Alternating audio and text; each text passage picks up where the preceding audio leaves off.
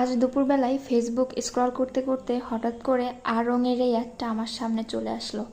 আসার সাথে সাথে ভাবলাম যে যেহেতু শপিং করা হয়নি আড়ংয়ে, তাহলে দেখি কিছু কেনা যায় কিনা।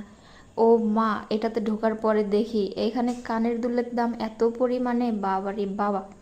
এক একটা কানের দুলের দাম যদি এত হয় তাহলে অন্য কিছু কি দিয়ে কিনবো, এটা ভাবাই আমি হতাশ হয়ে গেছি।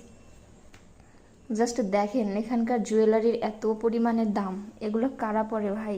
আমি তো কখনোই কিনবো না, আমার যদি টাকাও হয় কোনো দিন, তারপরেও আমি এরকম টাইপের জুয়েলারি কিনবো না। দেখলাম জুতা আর নিয়ে চলে আসলো আমাকে জুয়েলারি সেকশনে। তারপরে ভাবলাম যে তাহলে একটু জুতাটা দেখে আসি, জুতাগুলোর কালেকশন কেমন হয়। তো জুতা দেখতে যেয়ে ভাবলাম যে কম দামে আড়ংয়ে কি আছে সেইটা একটু দেখি। তো কম দামের ভিতরে আড়ংয়ে এইগুলা জিনিস আছে। তারপরে ভাবলাম যে জুতাটা ভালো করে দেখে আসি, তাহলে জুতা পাই কি না। তো জুতা খুঁজতে যাই আমি যা পাইলাম দেখেন, বাংলায় লিখলে মনে হয় আড়ংয়ে কিছু পাওয়া যায় না, কিছুই আসলো না। আরও মনে হয় বুঝে ফেলছে আমি তাদের থেকে কিছুই কিনবো না, এই জন্য হয়তো আমাকে প্রোডাক্ট শো করাচ্ছে না, শুধু দামটাই শো করাচ্ছে। তো যাই হোক, জুতা খুঁজতে যাই আমি শার্ট পেয়ে গেছি। আর শার্টের কি পরিমাণে দাম, ভাবতেছি যে আমাকে একটা গিফট করব এখান থেকে। টি শার্ট, এমনি শার্ট ভালোই, কালেকশনগুলো ভালোই, কিন্তু দামটা টু মাচ।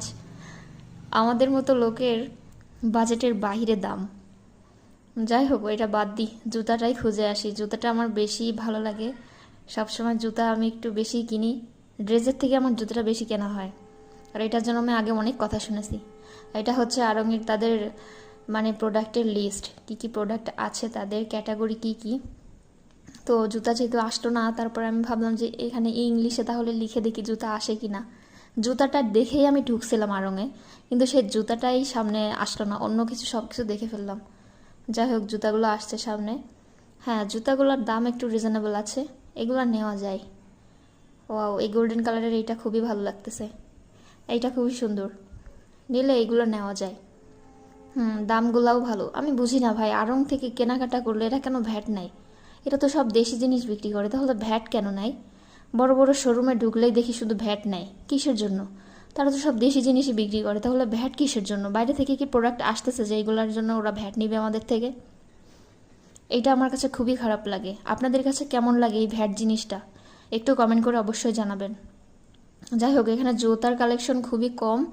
তো 4-5টা জুতা দেখে একটা জুতা কেনা লোক আমরা মেয়েরা না, আমরা মেয়েরা হাজার হাজার জুতা দেখে একটা জুতা চুজ করি। বারবার শুধু এইগুলাই আমার সামনে আসতেছে কেন আমি বুঝলাম না। যাই হোক, আরও ভালোই দেখছি, আর দেখবো না।